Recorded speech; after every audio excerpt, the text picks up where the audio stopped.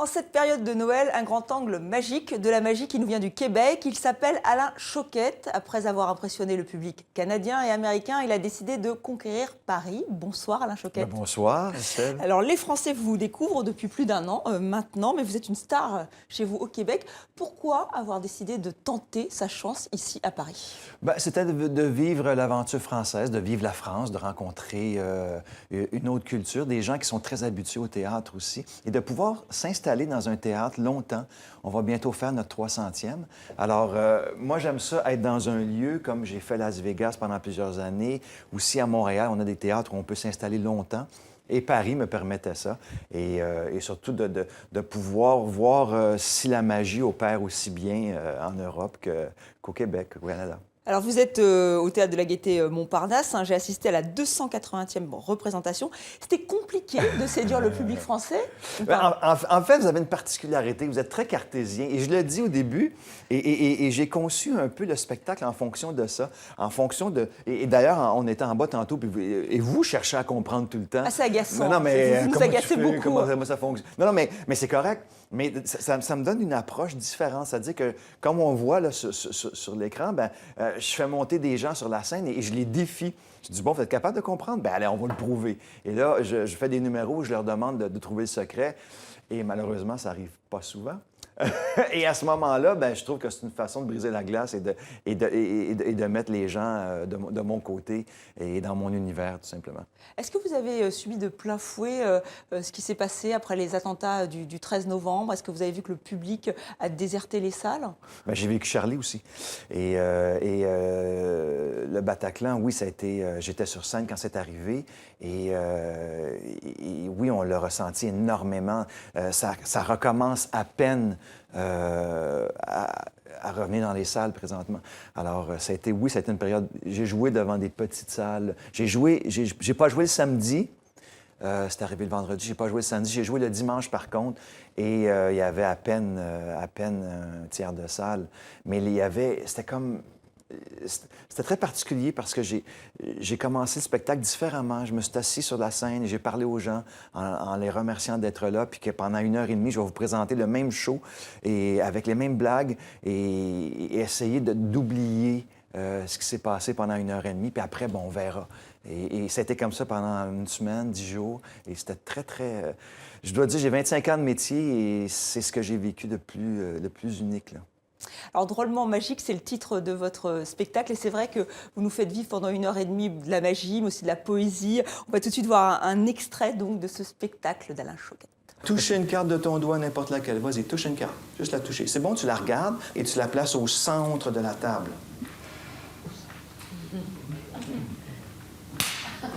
Quand je dis go, vous nommez la carte très fort et on vérifie celle sur la table. Attention, 1, 2, 3, go! 10 de cœur. 10 de cœur. On tourne la carte sur la table. Qu'est-ce qu'on a? Yes! J'ai éliminé les gens selon les réponses que vous m'avez données. C'est vous qui avez décidé exactement qui s'assoit, qui reste debout. Est-ce que je peux avoir l'enveloppe, s'il vous plaît? Votre nom, monsieur, c'est quoi? Pierre. Pardon? Pierre. Pierre comment? Nobécourt. Rebécourt? Nobécourt. Nobécourt? C'est exactement ce que j'avais.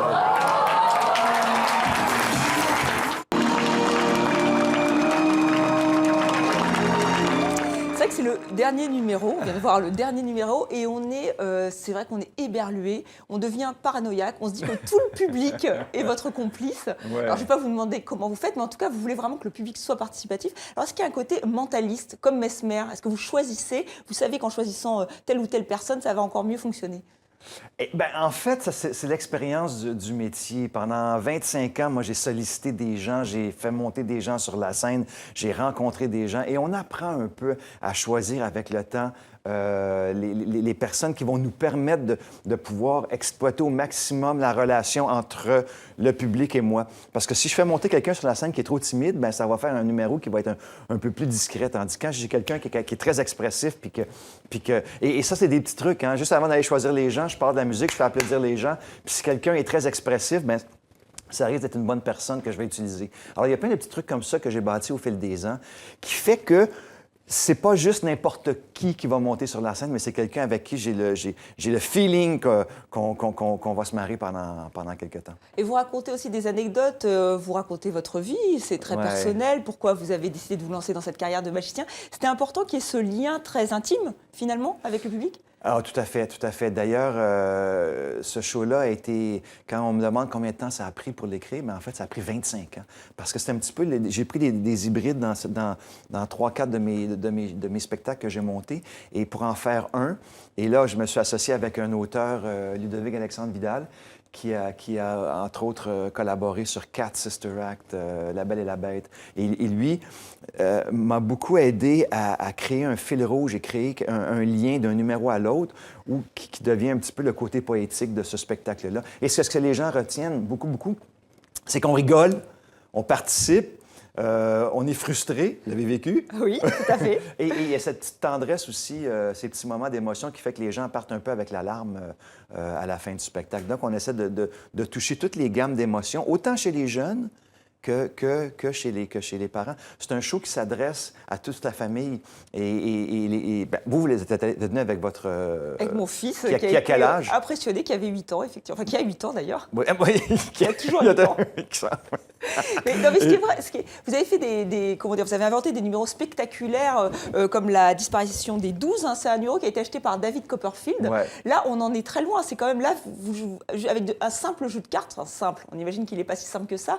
Pourquoi ce choix du jeu de cartes? Il est simple en passant, le jeu de cartes. Parenthèse. Mais non, mais moi, au début, mes premiers spectacles, c'était dans des petites salles très intimes. Après ça, pendant 20 ans, j'ai fait des grandes productions où je me suis produit dans des grandes salles jusqu'à 10-12 000 personnes à Las Vegas pendant 5 ans. Et je suis revenu à la base. Je suis revenu dans ce côté contact avec le public parce que à Las Vegas, à l'époque, j'avais inauguré un théâtre, pour ceux qui connaissent Las Vegas, qui s'appelle Paris-Las Vegas, bon, qui est le théâtre qui représente Paris. Et le casino qui est tout avec la Tour Eiffel et tout ça. Et j'avais monté un show spécialement en français, anglais, pour ce théâtre-là.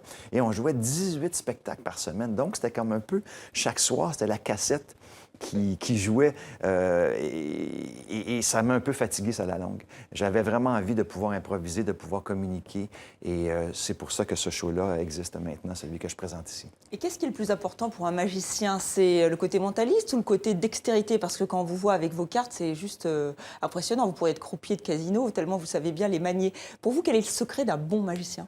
Un bon magicien, c'est quelqu'un qui va être original et créatif parce que des trucs, il en existe des centaines, des milliers, des centaines de milliers. Il y a des créateurs de magie. Comme en humour, il y a des auteurs. En magie, il y a des gens qui créent la magie, qui ne sont pas nécessairement des performeurs, mais qui vont collaborer avec nous dans la création, dans le montage d'un numéro. Alors, je pense qu'un bon magicien va être capable de bien choisir ses numéros qui vont lui ressembler et aussi d'y mettre sa couleur à lui, quelque chose de personnel, d'unique. Et malheureusement, il y a souvent beaucoup de magiciens qui se ressemblent. Et ça coûte cher, un numéro de magie? Ça se monnaie cher ou pas? Parce que vous en vendez. J'en ai vendu. Ça dépend lequel. La disparition des 12 a coûté très cher parce que c'était la disparition des 12, c'est 12 personnes choisies au hasard dans le public qui montent sur la scène, sur une plateforme et qui disparaissent. Ça, c'était vraiment... J'ai clôturé mon spectacle pendant une dizaine d'années avec ce numéro-là. Copperfield l'a repris aussi, il l'a fait encore. Et ça, c'est bon, c'est du gros équipement, c'est de la recherche. Et on part d'une idée de fou. Je vais faire disparaître du monde de la salle, c'est l'air banal, mais techniquement, c'est complexe. Alors ça, oui, ça vaut un petit peu plus cher qu'un truc de carte. Alors justement, allons-y. Un truc de carte. Allons-y. Pour 64 minutes à la Choquette, va réaliser un numéro incroyable sous vos yeux éberlués. Ouais. Donc alors, on va tenter. Je me rapproche de vous. Je mets mes lunettes parce que je suis rendu là. Vous avez trouvé ce prétexte, je vous en prie. Alors, je prends le jeu de cartes. Attention, j'espère que vous nous regardez derrière. Vous allez tout faire. Tout. OK, alors montrez-le aux gens. Donc voici ce jeu de cartes qui n'est pas du tout trafiqué. Montrez-le qu'elles sont bien différentes, c'est bon? Voilà. D'accord? OK, vous allez les mélanger. Et moi, entre-temps, je vais penser à une carte. D'accord. OK, vous allez placer le jeu sur la table une fois que vous êtes satisfaite. Je place les cartes. J'aurais tout fait. Juste comme ça. Comme parfait. Ça. Oui, vous êtes satisfaite? Voilà, je suis totalement satisfaite. Parfait, juste comme ça. Ah, comme ça, juste comme ça. Je ne vais pas leur toucher. Oh. Et là, moi, j'ai une carte en tête. Vous allez appeler quelqu'un. Oui. Allez-y. Enfin, j'appelle notre rédacteur en chef préféré, donc Thierry Bouvard, qui pas- est en régie. Donc voilà, Ah non, je mais l'appelle. il nous entend. Vous savez que c'est totalement interdit, on ne fait jamais ça en OK, télévision. mais là, on improvise. Là. Voilà, on improvise totalement pour 64 minutes sur TV5 Monde. Et vous allez lui demander un chiffre, un nombre entre 1 et 52. Alors, Thierry, un chiffre entre 1 et 52. 33. Oh! On a juste... OK, parfait. OK, on raccroche et tout. Merci, 33, Thierry. merci. OK, alors, là, j'ai pensé à une carte. Vous avez mélangé les cartes. Je n'ai pas touché aux cartes. Voilà. Lui, il a choisi un numéro. Donc, c'est honnête jusqu'ici, là. Voilà, c'est honnête. Est-ce que c'est honnête? Oui, mais il faut qu'on y aille, parce que Prenez c'est le la clé. jeu. Voilà. Comptez 33 cartes. 33. Comment? Rapidement. Comptez Oh là là. 33 cartes. 1, 2, 4, 5, 6, 7, 8, 9, 10, 11, 12, 13, 14, 15, 16, 17, 18, 19, 20, 21, 22, 23, 24, 25, 26, 27, 28, 29, 30, 31, 32. Et ça, c'est la 33e carte. Exactement. Et moi, j'ai pensé à une carte. Oui, J'ai pensé à une carte. Donc, ce D'accord. serait assez particulier si ce serait celle-là. d'accord. Valet de cœur. Le valet de cœur. Voilà, Alors que j'avais attention, en il n'y a pas tête. de roulement de tambour, Qu'est-ce mais qu'on voit? voici Allez voir. le valet de cœur. Quand je Alors, vous ai dit. Thierry. Voilà, bravo. Thierry, merci Thierry. Et vous, super boulot. Eh ben merci, Super voilà. boulot.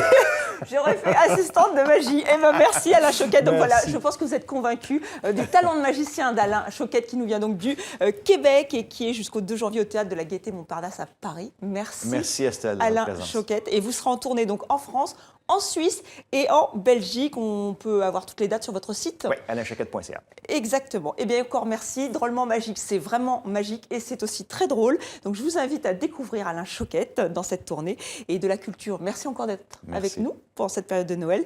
Et de la culture encore et toujours avec Demandez le programme, une chronique présentée par Isabelle Solaire.